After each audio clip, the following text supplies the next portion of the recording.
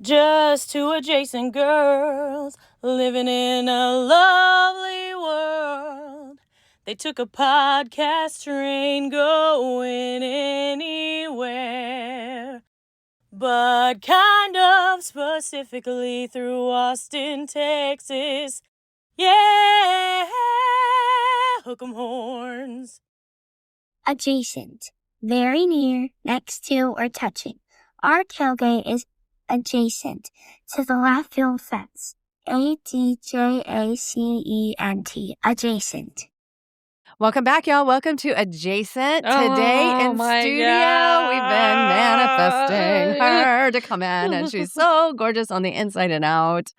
Who do we have today, Shellbell? I keep saying this, that she was on our list day one. Day one. Like, we were like, we got to get this one in. We got to get this one in. But it was like, we needed some proper training before We did. And brought her by the in. way, we still haven't received the proper training. Yeah, we're still loose cannons and it's still a shit show. But we have Liz Scanlon in the house, you guys. Oh my gosh. Oh. We are the biggest fans of you, not only just of your beautiful writing and all you do for literature, but also just because you're one of the nicest, kindest humans we've ever met on this earth. And a beautiful mom. Oh my gosh.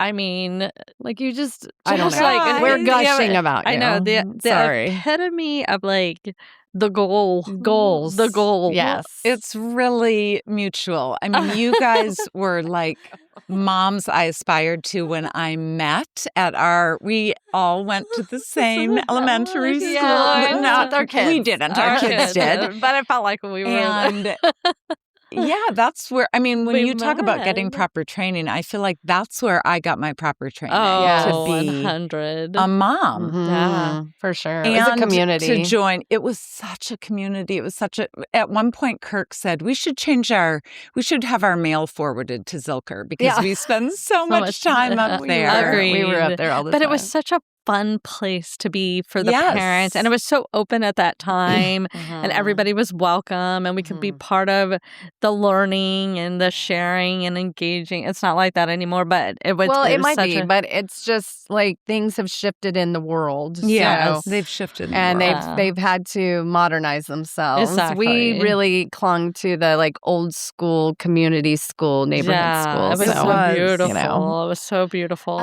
How are Finley and Willet doing? What are they You doing? guys, our kids grew up. I know.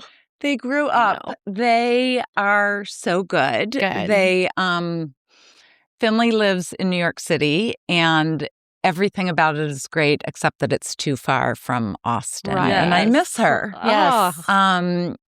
But I also go to New York City a lot more than I used to because I have to get my hands on her. Yes, Yeah. of course. So she is great, and she took a few years to work, and then she went back to graduate school. So she's graduating in May with her master's. Okay. Wow. And She's getting a master's in public administration, and Wow. she's really kind of a policy wonk kind of okay. person who will maybe save the world. Yes, of course. Yay. Good. Somebody we need somebody better. too. Somebody better. So she will probably stay up there for a long time is Right. my guess. Okay. I mean, it's a place to be. It is. And she misses us, and she misses HEB. Yeah.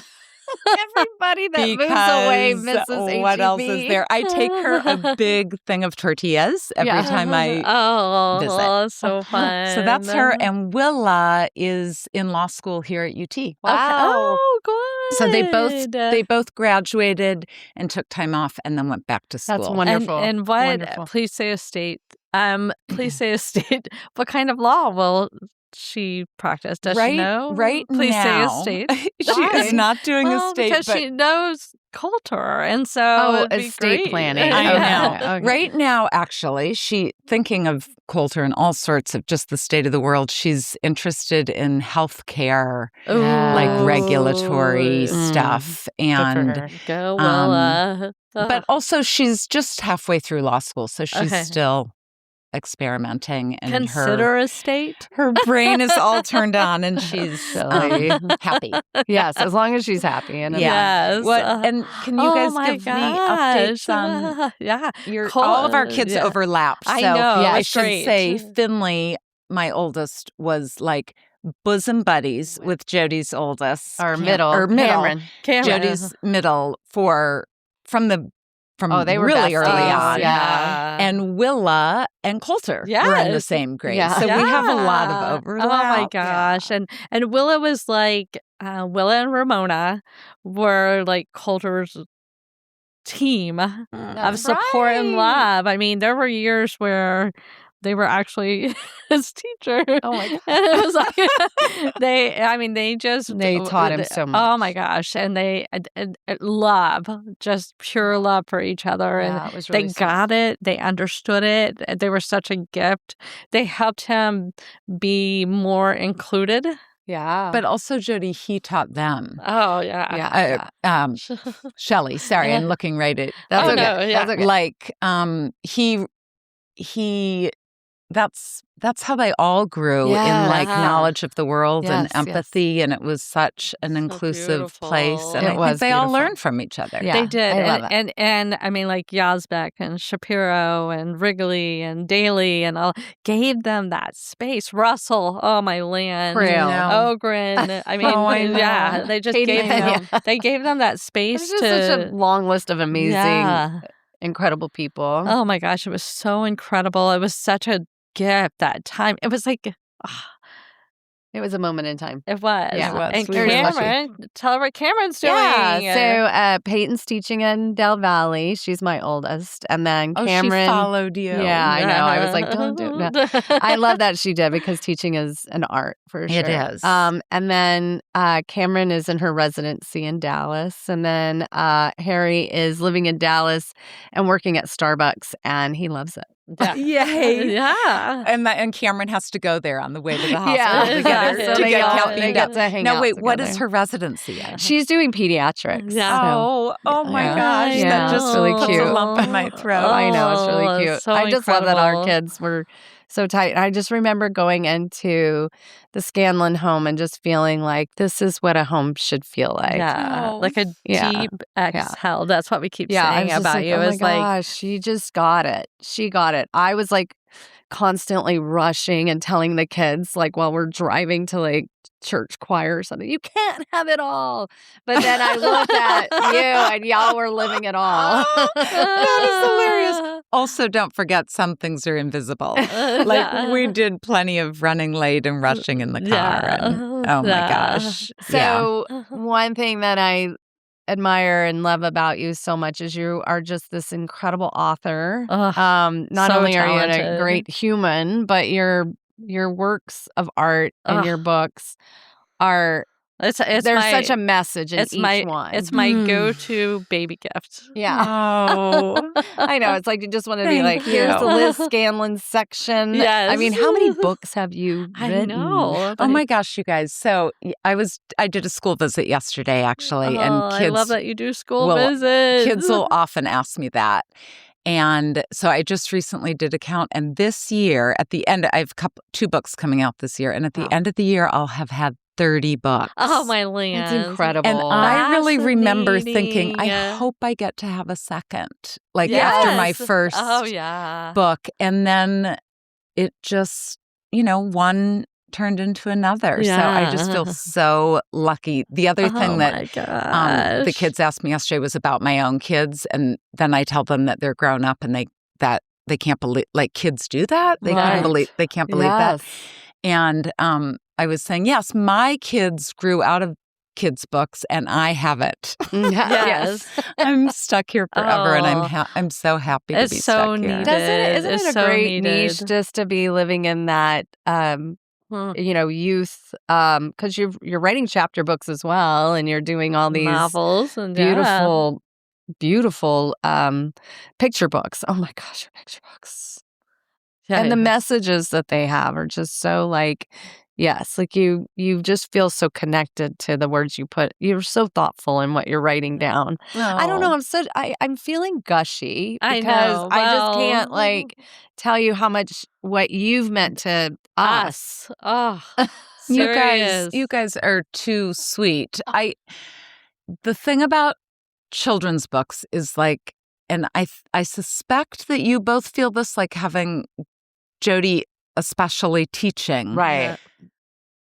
It's such hard work being with kids. And my sister is an elementary school teacher, and she, it just brings her to her knees almost every day. It's such hard work. It's hard. Yeah. And it is a gift being in the bubble of childhood. Yes. And it's not that the outside world doesn't exist, because it comes battering in all the time. And it does for children too. Like, their lives are not protected, obviously. But it is really a magical place to be. It is. To see things through their eyes, and things are so surprising and delightful and funny, and they put the funniest meaning they assign funny meaning to things, and they make the funniest combination of connections and ideas. And it's really easy for us to get really, really far from that, I think. I just think it's lucky to be able to have some window in that's different than being a teacher, but it is still like kids giving us access to that time of life that, like, we didn't secretly want to give up. Right. Yeah. Right. Well, and I don't know if you feel like if you had to give one word to childhood, like to define, I think it's hope. Yeah. Yes. And I feel like that's what your writing does. Yeah. Yes. Oh, I love that. Yeah, that is such a good way to put it. And it's true. Like, it's easy to feel hopeless about all sorts of things. Yeah, Right, for right. sure. And kids embody it. Yeah, they Yes. embody it. Partly because they're still, we're becoming too, we hope. Like, we hope we're not stagnant. Yes. But they're becoming in such, like, a tangible, physical way that we can see, that you saw in the classroom every day, right? Yes. Like, a kid who couldn't do something one day and could the next is just... And it's so interesting when you're like are around kids and you have like kids who are like new souls, like golden retrievers, and then you have like your old First-timers. souls that are Yeah. like sitting there so cynical. They can be so cynical, and then they're like, you could just see them like smoking a cigarette, like, ladies, let me tell you what's going on out there on the playscape. They're like you know? Ursula. Yeah. Yeah, they're like cynical but wise. But so wise. There's new Right? and old souls out there, and it's just so, I loved watching that. So where did you grow up? Tell us about your childhood. I grew up in Colorado, way up in the Rocky Mountains. Mm-hmm. And I had no mean, idea. we did not have a television because television didn't reach there. Yeah. You couldn't even- Until No Starlink. 10, maybe, until I was like 10. Oh, my land. And And it was so you and a sister. It was me and a sister, my younger sister. And I really think that we essentially lived kind of in the wilderness. Also, it was the 70s, and so everyone was feral, and we just... so feral. Right? Like, I mean, we had loving parents who, by the way, read aloud to us, which I think played into my love for kids' books. But we also were just outside, free-ranging. Yeah. Pretty much all the time. Yeah, Oh that was my us gosh. too. Like, you weren't really supposed to come back in. Right. No. They were like, not till the sun is down or the lights come Right. on. We had like and then what a gift it like the street light. was. Total. Yeah. To me, What that's a gift. Go a outside. total go uncomplicated outside. Yeah. gift. Yeah. So I think all of that really imprinted Can you on like me. describe like how much land, Like, your was it in a neighborhood? Yeah. So we lived in what is now a big neighborhood, but at the time was really rural. I mean, we had friends and actually a cousin who lived in the neighborhood that we could walk and bike to, but it was expansive, Right. except that we were kind of backed into a mountain range. Mhm. So there's just space. We were on a creek that was dangerous in the spring because of snow melt. Yeah. So there were things that we knew that we should be not afraid of, but like cautious about. But nature, I think we were also just the power of nature. The Yeah, power of nature, which yeah. is like so Beautiful. wondrous and so risky, which is also what makes it fun. Yeah. So that we played that kind of dance, I guess. And really, my sister was probably my best friend because there weren't tons of people around. It was a really, really little town. There were probably 8 kids in my kindergarten class or something. So and no TV. And no TV for the longest time. Oh my God. Yeah. We, in fact, the year that we got television, it was the Olympics. Oh, fun. And the we got TV, Russian USA hockey. I think it was. Oh my gosh. And it was so exciting. And then the Olympics ended, and we just couldn't believe how boring TV was. Like, there was nothing on. Which is still kind of true. Agreed. You could put a lot on there, but it doesn't mean something good is on. Exactly. Yeah. And the Olympics was so exciting. Yeah. So we moved to the Midwest. My parents were both Midwesterners. Okay. We moved when I was 13 to Wisconsin, which was, now I really appreciate the Midwest a lot. Yes. And I love going there, especially in the summer. Yes. But it was really hard. That was a hard time Being to move. a teenager is a hard time to move. Yes. And interestingly, both my sister and I moved back to Colorado for a time. Yeah. Like, I don't think we were done. Yeah. Right. But now both of those places are special. And Austin. I mean, I've been in Austin for more than 30 years. So I've lived here longer than I've lived anywhere. else. Wow. Yeah. So what brought you to Austin? I came for graduate school at UT. Mm-hmm. I had a journalism undergrad degree, so I was already writing, and I came for a master's in English and creative writing, and I was mostly doing adult poetry. Okay.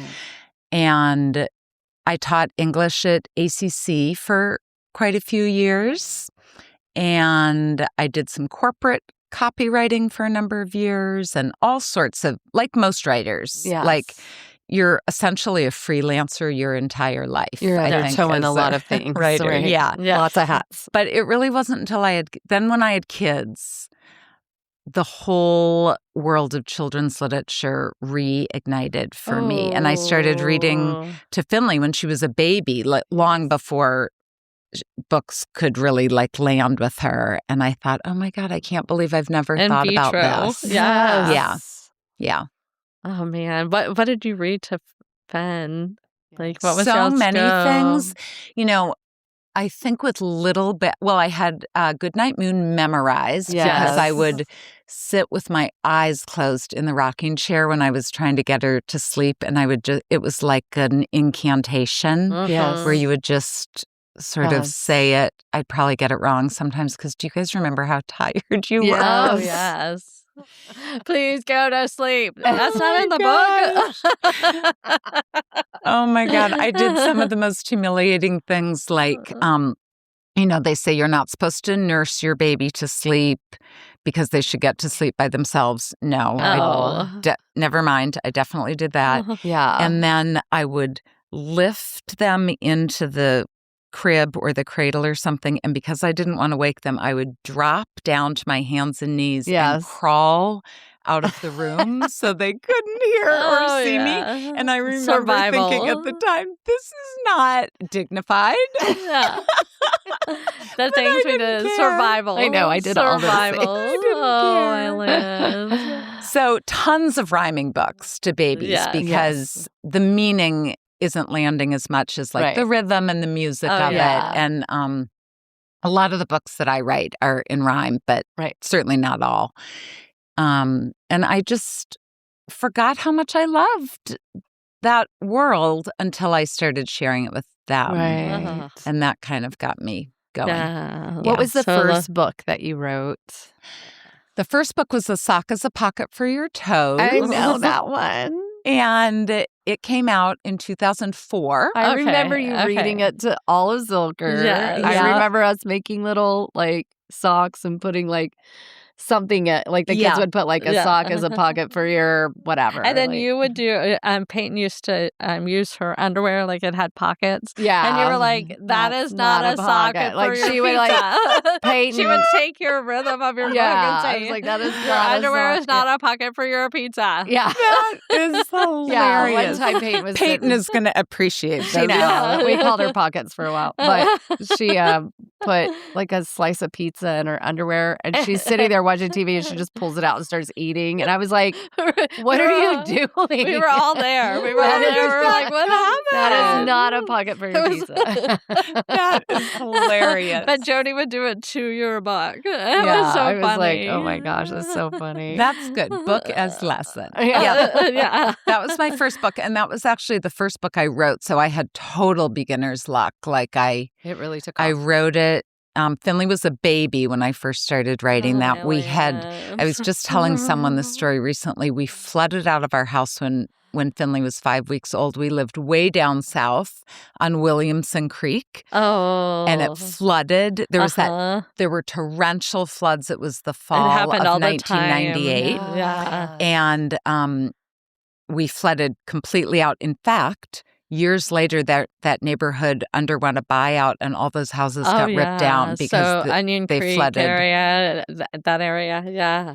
So we were staying with friends and really baffled and exhausted. You know, we had this baby and we had pets, and our house had flooded out. It was just such a baffling time. And now I think, oh, right, that's how I got into that kind of loopy, creative headspace of starting to write kids' books in a way because I was out of my element and couldn't be sort of an orderly mother with a tidy nursery or anything like that. I just of was in like a dream state, I think. So I wrote that book, and that ended up being my first book. And then there was a big gap because I actually did not know what I was doing. Okay. And so then I had to like learn and study, and I submitted dozens of books that weren't purchased. And that was like my learning curve. Tell us the process of like idea to print. Like, how does that go for an author?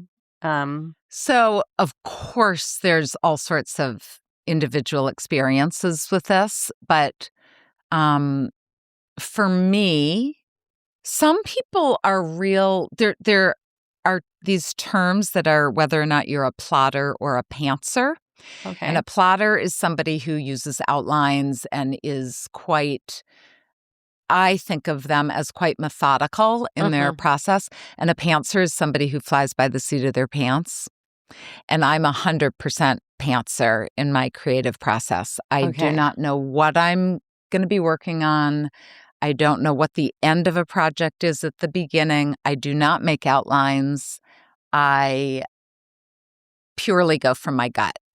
Nice. And that is not recommended because I think everything takes a lot longer. Right. But I have no choice. It is just, that's the way that my brain works. Yeah. So I'm a pantser. Well, what's your sign? It works. I'm an Aries. Okay.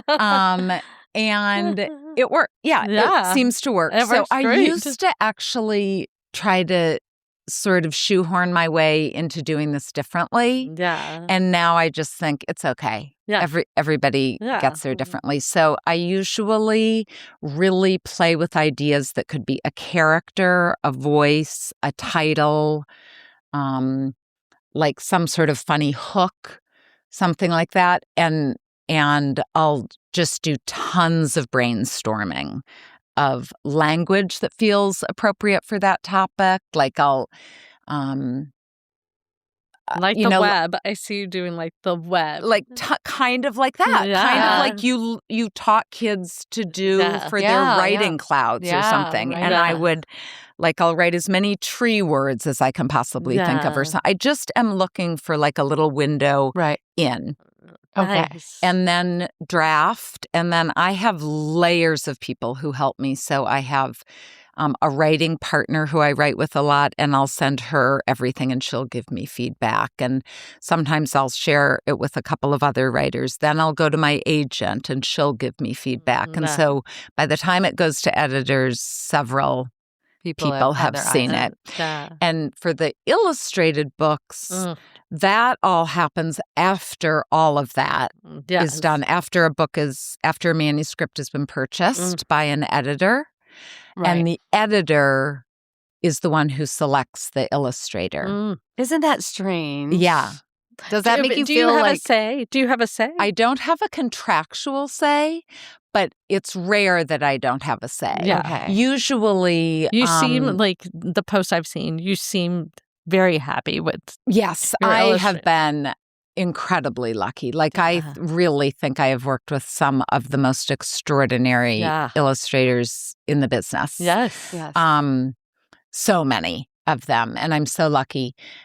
Usually, it can happen a lot of ways. Like, sometimes an editor will say, is there anybody you have in mind? Or is there a particular style that you're envisioning, right? Because picture books come in so many different looks and vibes. But often they'll have an idea and they'll say, here are 3 people that we're considering. What do you think? Right. So I do get say, but they could carry on without me. But they want me to love it. I mean, of course. They want you to love it and you be to be passionate invested. about it. Yeah. I have to tell you, I was so fortunate.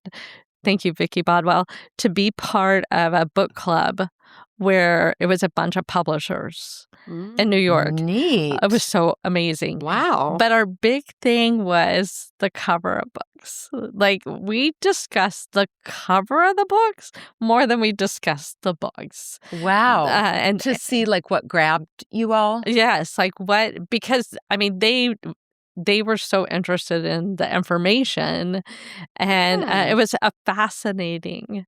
And I've met DM who worked on a couple of book covers, and he was like, "Oh, it's such a industry. It is such a fascinating industry, and how much heart and how much a book cover will affect." Yes. Everything. The sales, yeah. Well, I will say, and I have never been to one of these meetings because these happen on the publisher side, but the sales and marketing people play a very important role in the cover meetings. Yes. Which I think can kind of get everybody's nose out of joint. Like, wait, are they representing us appropriately? And are they understanding the depth or the heart or the angle of the book? But the truth is, if the book doesn't sell, it really doesn't matter what the depth or the heart or the story is. So, I think it's such a fascinating how many different layers are involved in publishing. Like, people don't think you were about just listing like 7 people. I know. And actually, going back to that, team. we were talking about doing school visits. Yeah. Oh, I love that yesterday, the kids I talked visits. to were little. They were K through 2nd. Yeah. But often it'll be the slightly older, 3rd graders, 4th graders. Right. And they are like hard-hitting journalists with Yes. their questions, and they shy away from nothing. And one of the things that they will often ask is how I make money. They don't get it. Like, how is this a job? Right. Like other ordinary jobs. And one of the ways that I explain it to them is I turn a book around and show them the price on the back. And I'll say, okay, look, this book is $17.99. Right. Do you think I get all of that? No. And we start talking about the logistics. Editors and illustrators and the book factory, the paper makers, the truck drivers, the booksellers, and everything. And before long, the kids' faces fall when they realize I am making like pennies on the dollar. And I'm like, that's why you have to sell a lot of books. Like, but yes, $17.99 putting meals on many tables all over the world. Yes. And this is a labor of love. This is a labor of love. Like, I mean, this is not, you're not like, oh, I'm going to be a gajillionaire someday. It's not lucrative except for obviously a handful of people, and we could name that handful, right? Like the people who are blockbuster big. But it's a job, and then you complement it, but with teaching or speaking events or whatever the case may be. And we get to love what we do. Right. Yes. Well, and that's the big part, right? Yeah. And you're touching so many people's lives. I know. And just thinking like your book is being read to like babies, and then they're growing up with your books because now your books are growing up with your audience. You know, like I know when that is made real for me, which isn't, it's so different from like a performing art where musicians see their audience all the time, or somebody in a theater, for example. Once a book goes out into the world, its life is invisible to me pretty much. And every so often I'll either get an email or I'll meet a family at a book festival or a conference or something like that, and they'll have a story about something like that, or the book going on vacation with them. And it really blows my mind every time that, these are real things living in the real world with real families or in real classrooms. And that will never not be so humbling and moving to me, because I'm distant from that. I'm just sitting alone in a very quiet room. But I really do love kids, and I really do want families to be experiencing that intimate magic. It is such an intimate experience. Parents can't do anything else while they're reading to their kids, right? Absolutely. You can't multitask. You're not doing dishes while you're or texting or anything, and the kids know it. They do. Or if you skip a part, they're like, "Wait, you skipped a part." Yeah. Or if you start nodding off. Right. Where is your favorite place to write? Well, I write mostly at home, and I love that.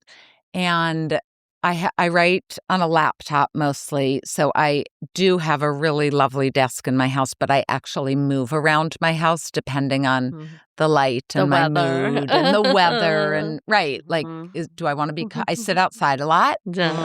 And sometimes I'll go and work in a coffee shop or something just because I kind of want the white noise of humanity around me. For sure. And especially now that my kids are gone, I don't leave the house in that same regular way that being a parent required you to. And so sometimes I just need to shake it up a little bit. Like I could get stuck there. Right.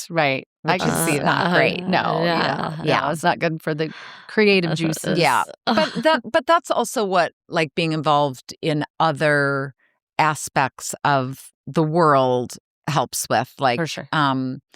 There's a lot of work right now happening around book bans, for example, and so I try to go to meetings and events, or sometimes sit on panels for.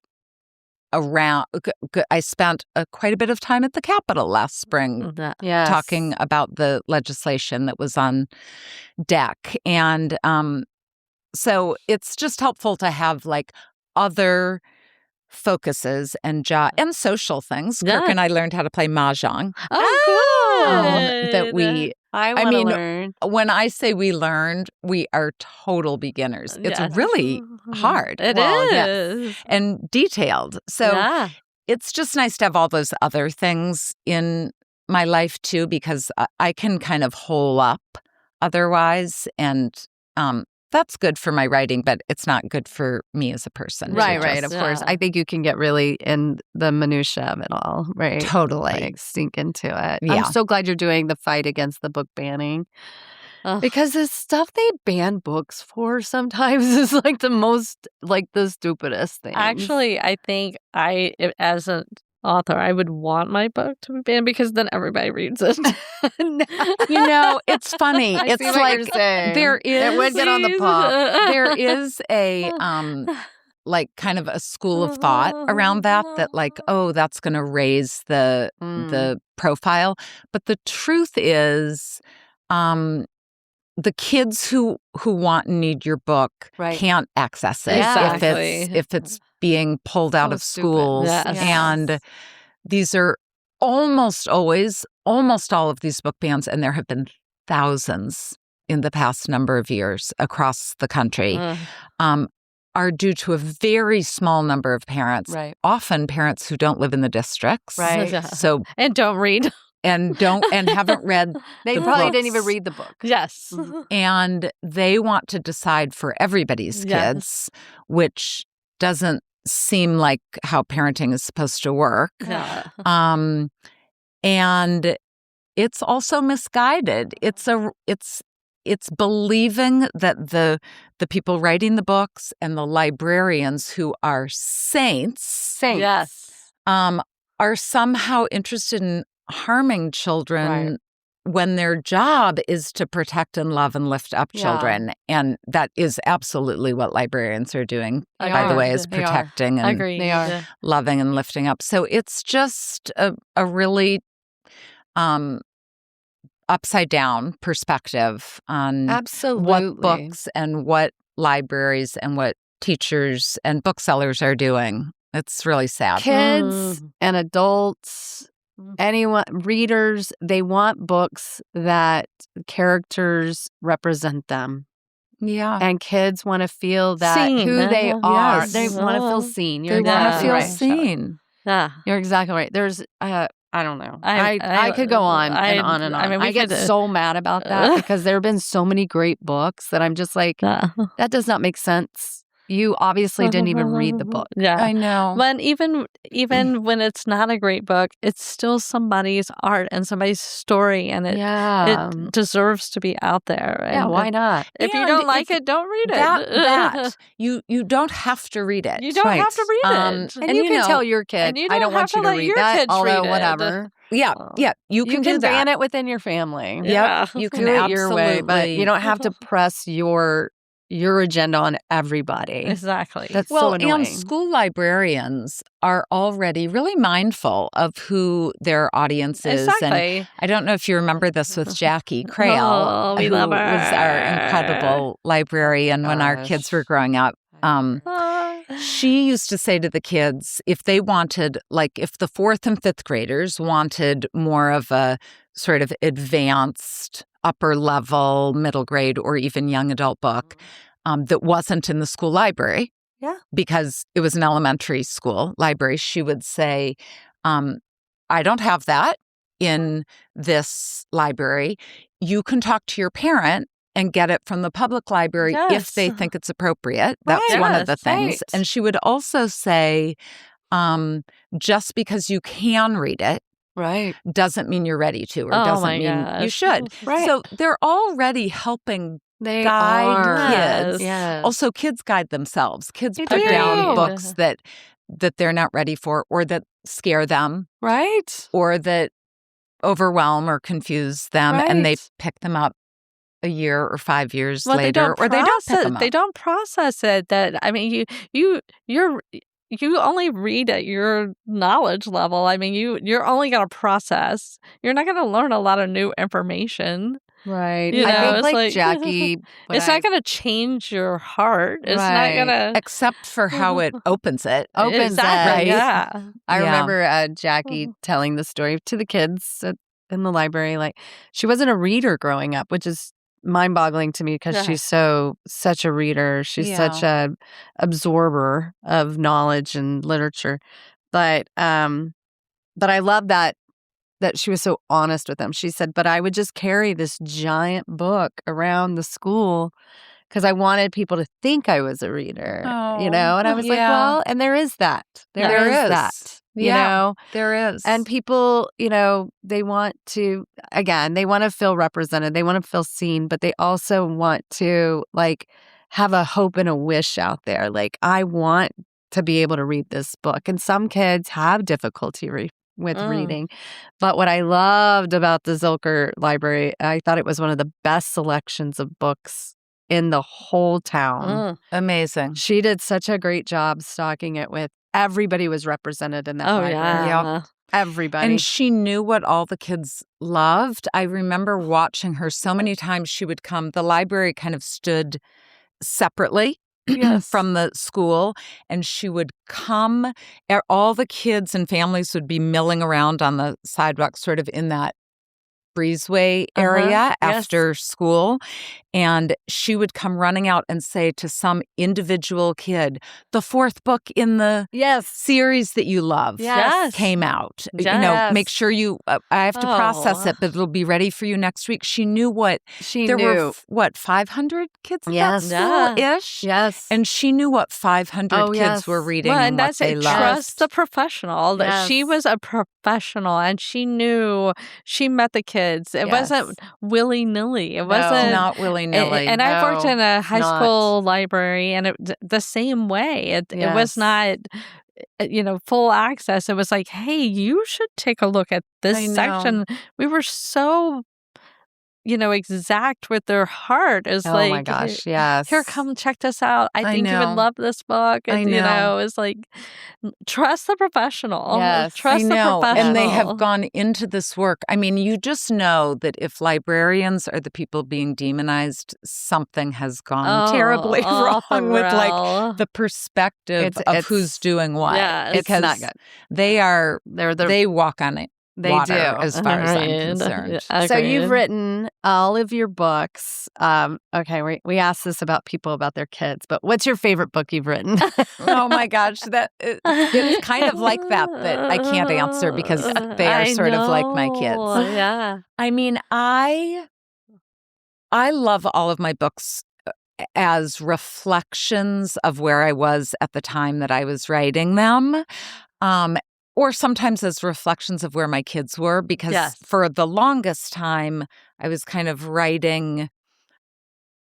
My books were developing as my kids were developing. Yes. Now, of course, that is past, and I'm writing for much younger kids than they are. But please do right there now. Maybe who knows? Maybe I'll write an adult book someday. Who knows? For when I moved to middle grade, it was definitely when they moved to middle grade. Like I wanted to more deeply understand that age. What a great way to get to know what your kids are going through. It's really a window. Yeah. The language and also just trying to recall those emotions. Right.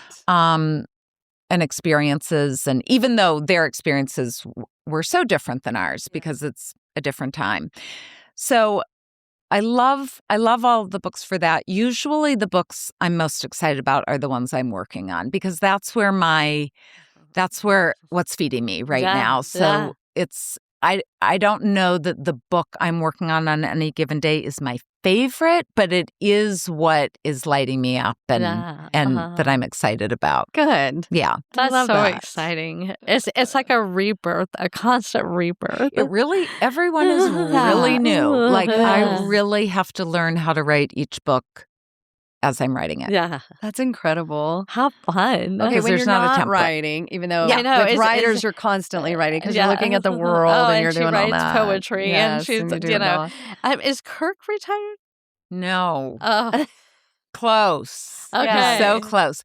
This is going to be interesting, though, because I don't know that I really will retire in a traditional way. Yeah, no. So who knows what that's going to look like. We've had a little practice with like emptiness. COVID and him coming home during COVID and that whole like just shifting of a more traditional work life, right? As has happened because he works for the city of Austin. Smart. He's got, I don't know, anywhere from probably 1 to 4 more years. Yes. We're weighing it. Yes. So, Yes. yeah. Well, this is what Shelly's friend Peggy did. She looked at how much she would make, and she realized it was like 30 cents a day. Yeah. From early retirement to like what the difference was in her pay. If she got her retirement or she got her pay, and it was only 30 cents. And she was like, dunsies. Okay, bye-bye. Yeah, she was dunsies. But working for the city is smart because you get a pension. Yeah, so exactly. It's been really good Kirk as a human partner to me, obviously, but also as somebody working as basically a freelancer in the arts, I'm really lucky to have a partner with like a traditional job. We've always been able to get by our insurance through the city and all these things that is a lot harder if you don't have some institution to connect to. Well, I always say, like, people who have kids, it's really helpful if you have a partnership where one has a very flexible schedule and one maybe has a more strict schedule, because you need to have one person with a flexible schedule if you're raising kids, if possible. Yeah, well, or a puppy. Yeah, we have a puppy. We have a puppy. He's so naughty. Oh my God. Tell her the name. His name is Poppleton. Poppleton! Did you ever read the Poppleton books? I did. Okay, he's named after the Poppleton books by Cynthia Rylant. Poppleton was a pig. Yes. And, but we call him Poppy because Poppleton is a bit of a mouthful. That's so cute. And he is like 4 months old, and we're waiting for his DNA. Tests. We took his DNA test. I saw his pictures. His mother was a golden retriever. Okay. And his dad, as we understand it, might have been a blue heeler. Okay. He doesn't look like he doesn't really look like either. Yeah, he looks more lab-like because his hair isn't long. Yeah. Someone told me this morning, walking in the neighborhood, he has this little white line on the back of his neck, and a woman that I passed said that that's called a Swiss kiss. I think because Bernese mountain dogs have it. Okay. So I learned something new this morning. Bernese are huggers. Yes. And ours is a hugger too, but he's 16 weeks old, so he's also a biter. Like he's got those super sharp teeth. Yes. And we have always had dogs. And I think as someone who works at home alone, it's been like really important to me to just have another living creature in my I'm the same way. I love house. having a dog in the house. Yeah. And to hike with. And And we lost Keeper, who was our longtime like soul dog last winter. And that's hard. We waited for a while because it was just, we didn't want to replace him. He was just such a love. Yes. But we were ready for something new. So we are in it. Yes. We are in it. In it with puppies. So we had Luke for a while, and then Luke passed away when Cameron went to Emory. Oh, and, no. What bad timing. Yes. And so then Harry was the lone child. But when Cameron went to Emory, they were like, tell us 2 truths and a lie. She goes, I have a sister. I have a dog named Luke. And my sister's a teacher. Orientation. And they were like, your sister's not a teacher? And she was like, no. I don't have a dog named Luke. He died right before I came here. And she started doing that nervous giggle. Oh, God. Oh, and then they matched her with Caitlin, her support person. They were like, we've got to run her here. We've got someone who has barely got her feet on the ground. Yeah, because the night before we dropped her off, Cameron was like, I don't want to stay. No. I want to go back home. And I was like, and John had gone to get takeout, came back, and I said, we need to pack it all up. We're leaving. And he was like, no, we're not. Even the bravest, smartest, most capable kids. It was so awful. Going away is a big deal. It's such a hard process. It's a big deal. And it's hard for us, too. People don't know how hard it is. And especially y'all are so close. And you're empty nesting. Empty nesting is hard. So I'm glad you have Poppy in your life, because Poppy will keep you like, that's what Georgia does for us. But also I was thinking about you guys with this podcast. Like, the thing about empty nesting isn't so much just the vacuum of like, we don't necessarily want to be at band concerts all the time. It's not missing we want to be home by 8. Right. Yeah. We want to be in bed by 8:23. Exactly. But like that sense of purpose that is also associated with our work, but as parents, and we are always parents, right? Like, of course. There's going to be messages from our kids on all of our phones when we finish this podcast, and we love it. But we also need to sort of find new avenues to do something with that. And I just think that this is amazing. Oh, that this is what you guys are doing. Yeah, we're having a blast. It's such a model for the rest of us that you can start something new that is like really hard work, and probably there was a learning curve and exciting, but also fun. It is. And the art of it. Like Jody's getting to use her acting skills. Her artistic brain. Not really. But also, you guys are connecting that's with what I mean. each other. And we want to connect with people like you. Yeah, and we're getting to share everybody's stories. That's very sweet. I think the funniest thing is I never have been on social media like at all. Ever. And so Shelly was like, we're going to have to get a Facebook page. I'm like, okay. And then she goes, let's look up your friends. And it was just her. You have, who's your friend? Your sister. It's not because people aren't trying. It's People because are asking, but I'm like, I don't know how to use this thing, Shelly. This is not my jam. But I'm like, I'm having to start new brain cells for sure. Because I'm like, I don't know. Which is good, because otherwise our brain cells are apparently starting they to definitely slough off, atrophy like, for rapidly. Me. Yeah, like my whole body. But yes, for sure. It's been amazing. Okay, I know you hike and you travel. Like, tell us your the best hike in Austin. What is your most? Oh my gosh, I do. mean, you're I've from, done a lot of hikes. Yeah.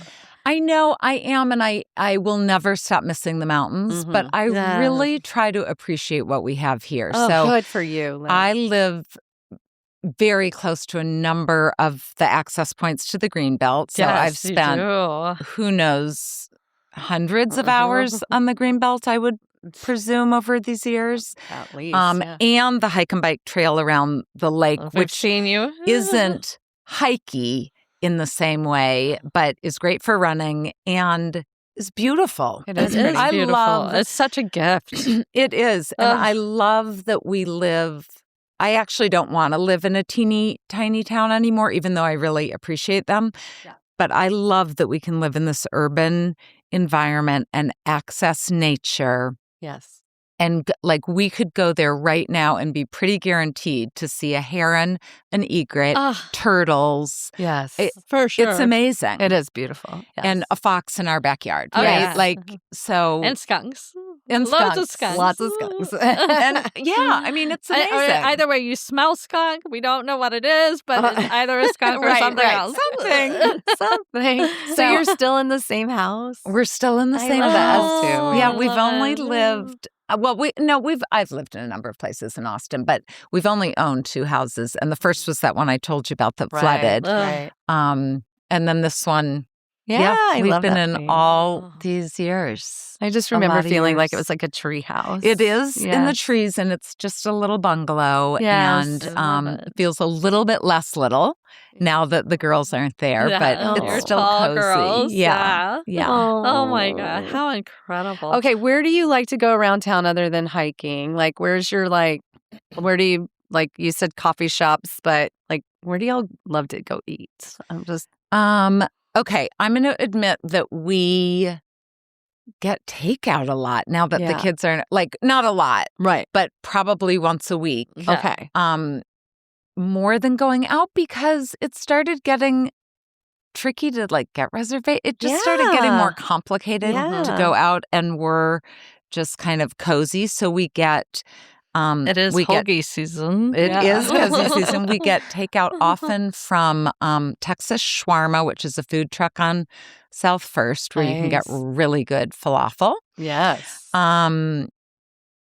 Last week we went out to Freysa's on South First, which I love their patio. I do too. It was actually too cold, so we had to sit inside, but it just feels magical out there with all their lights. Do you remember the kids would go and sit on that stage and play and run around? It was a different restaurant then. It was what was it then? I can't remember. It's a great location. Yes, it is. It's and they beautiful. have really, really yummy fresh food. Fresh Mexican, but also lots of vegetarian food and just kind of a good mix. It has a really good. So we love that. And then every so often we'll do something really special, like, go to Uchiko or Nice. something. Well, it's right there. Something like that. It's right there. You're in the heart of the good food. By good You're not in a food restaurants. desert over there. Yeah. You're in a really good restaurant area. Yeah, but Austin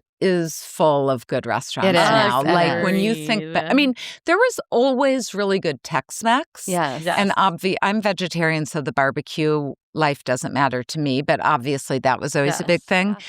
But the number of restaurants and the variety, and even like when my mom and dad come to visit, they can't even believe the grocery stores here. Oh, our grocery stores are amazing. It's ridiculous. My land. And I know there are food deserts in Austin, but sure. We are really spoiled. We are. And it's always changing, and it's a hot place to be. Your parents are still with us. Yes, that's you incredible. Have great genes. My parents live in Wisconsin. Okay. And what city? We're kind of obsessed because they have all the water. They live in... We're obsessed with... You are? Yeah, because their water preservation. Like they really protected conservation it. They're not like overbuilding. Yeah. And there are lakes galore, so that helps. Yes. They live in a little tiny town like an hour north of Milwaukee, just inland from Lake Michigan. I mean, the Great Lakes are a secret treasure, I think. Yes. People don't really know about the Midwest, but don't tell them. Nobody go. We're all moving there. Very boring. Very boring. Very boring. Yeah. No, we've been researching like water. We're really worried about the water situation. It is something to be worried about. Oh, agreed. Especially both development and water preservation, but also with climate change and the places where there's normally been plentiful, not just water, but snow. Yes. And it's not happening. And it's not happening is like, huh. Yeah. I heard... that's not about skiing. That's about life. Life. Yeah. I heard that as the Olympics, continues, that really the only place that's going to have sustainable snow for the Olympics eventually is going to be Japan. That's it. And I'm like, wow, that's really hard to get to. That is really hard to get to. So what is your newest project? What are you working on now? And are you ready? Well, you're writing 2 books this year. I have 2 books that are coming out this year. So I'm basically done with those because once they're in production. One of those, do you guys follow Fat Bear Week? Do you know what Fat Bear Week is? I was looking at this. So Fat Bear Week is this, it's, speaking of social media. Yeah. There is a national park in Alaska called Katmai National Park where they have had live cams out for the bears for years because there's this incredible river, an area called Brooks Falls where the Alaskan brown bears, which are equivalent to grizzlies, come for salmon in the summer. And it is a feeding frenzy. It is the craziest thing. And a number of years ago, the rangers there decided we should sort of, people seem to be tuning into these live cams. We should make a bigger deal of it to help get people involved, and then people will make donations and support the national park system and everything. So they started this thing called Fat Bear Week. That is... It's like Shark Week, but for fat bears. Yeah. It's like they use a bracket like sports. Like the March basketball. Madness. And they pick... all the bears are identified because they know them, and they're called numbers. They're all numbered, but some of them also have names. And they put them in these brackets, and you get to look at the pictures of them when they come out in spring, and they just look like they're just one step away from death. They are skinny and scraggly, and like they have bedhead. And they just look awful. And then 4 months later, they are lumbering beasts. I mean, it is incredible, which it's survival. They have to do it, but it's also funny.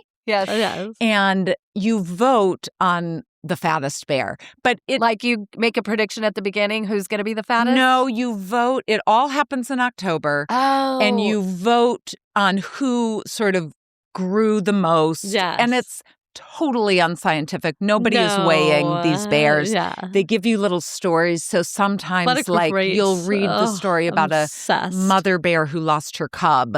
And so even though she doesn't seem the fattest, you vote for her. Like, it's like that. Yeah. There's real fan favorites. Oh, fan favorites, yeah. So one of the books that I have coming out this year is called Otis Knows. Yes. And this is nonfiction. I mean, this is fiction, but it's based on one of the real bears at Katmai called Otis, who was a winner, a multi-year winner of Fat Bear Week. And you guys should tune in. And Jody, I wish you still had a classroom because a lot of teachers celebrate Fat Bear Week. Absolutely. And they hang the brackets. Oh, my and goodness. And the kids sakes. in the classroom vote. It's really just one of those things. How pure and sweet. Technology is so annoying. Yes. But it is a way to let, like, urban kids or people who can't travel or I'm just sorry, the curious the disabled community. I mean, seriously, it's amazing. It is a beautiful access. It's amazing, and suddenly you're attached to these creatures, and this beautiful place, and I'm totally getting involved. my next gosh, year. Thank you. Fat Bear Week. So you're going to find out about that, October. And I'm always working on a few books at a time. I just recently signed a contract on a new picture book. So then starts really editorial. So I'll be working on that. Oh, gosh. So amazing. And I'm so amazed. As a pantser, not a plotter, I just have to keep my eyes open and see. I think it's what's kind of next. fun to be a pantser. I bet you guys are pantsers. Shelly is working I'm a plotter. She's getting better at her pantsing. You're a Virgo, but don't you think you have a part of your personality that is a pantser? Yes, Shelly. You like come up with ideas and then you're like, okay, I've got this idea. And then she gets so excited about it. And sometimes I'm like in tune and sometimes I'm like, I don't think that's going to work. And then we do it anyway. And then it turns out being fabulous. Yeah, we interviewed Frosty the Snowman on our podcast. Hilarious. For Single Ready to Mingle. Shelly's making air quotes. Yeah, it wasn't like a real Frosty, of course. Okay. He's not the real guy. Do you guys know that improv term, yes and? Yes. Okay, so even if you're not a pantser, you are a yes-ander. Oh, yes. 100. Which is maybe, to use the name of your podcast, that's like pantser adjacent. Right. I have pantser adjacent. You're pantser adjacent because you say yes. I think she's secretly the best people in life. I wish I were the a best pantser. people in life are yes-anders, I think, right? Who are game. Yes, for sure. Down. Okay, how do people follow you on this yucky social media stuff? But we love it anyway. I'm on Instagram as Liz Garden Salad, so it kind of rhymes with Liz Garden Scanlon. Yes. The son of one of the illustrators that I worked with gave me that nickname years and years ago, and I've stuck with it. I love it. Liz Garden Salad Which on Instagram. It tracks. Yes. It fits. Yes. And I think I'm just under my name on Facebook, Liz Garden Scanlon. I'm no longer on Twitter, and I have a website that is also just my name, Liz Garden Scanlon. Oh my gosh, that's amazing. How do you like to hear from your audience? How do you? Anyway, I love connecting with people on social media, or there's a contact form on my website. I will say that the DMing on social media is a black hole to me because how many boxes can we keep up with? Agreed. Oh, it's too much. Agreed. I do my best, but I can't, like, I'll open and read a thing and then I'll never think about it again. And then I'll be like, which box was that in? Yeah. I can't keep up. I can't. It's too much. I started too far behind. And there's no interest. I have no interest. Someone was telling me recently that her email crashed and everything got erased. Thank God. And I was like, what a treat for you. How beautiful. You're so lucky. How do I get that? Whoops. That's how I used to do my email at school. I just highlight it and delete it. I was like, if it's that important, bye-bye. Then they'll come knocking again. Exactly. We need attendance. Randy Thompson had to put me on like I had my own individualized education plan. He would be like, here's an email that I sent out to everybody. It was like printed out. Jody's IEP. We all have one. That is hilarious. Oh, We do. All right, thank Liz, you. we love you so much. We're huge fans of yours, but we also, you're just so connected in our hearts. Yes. And we love to watch you on the sidelines growing and just watching your adventure. Yeah. And thank you for being part of our lives. Oh, Thank you for bringing your daughters into this world who are incredible. Oh. I really wish Finley and Cameron could get reconnected because I think they would just really love the adventures together. Yeah. Maybe they will after this. Yeah, I that's hope so. the other good thing social media is for. Oh, you guys, it is 100% mutual. I love you, and I love watching you guys grow. And this has been super fun. Come back anytime. Also, anytime. You guys, if you get asked to be on this podcast, you should do it because it's just like a coffee clutch. It is. It is. Easy. We had Michelle Holter last week. Oh, and fun. And Sylvan.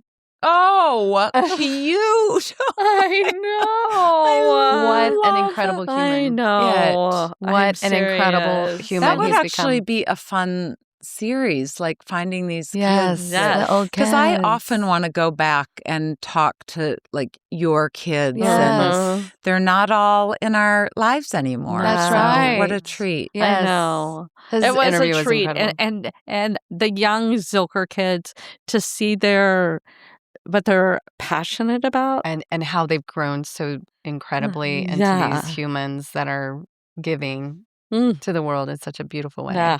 Yeah. That's going back to the hope. Mm. Yay. Lucky us. Yay. Bye, you guys. Oh, Thank you. Thank you. Texas, Texas. Yeehaw.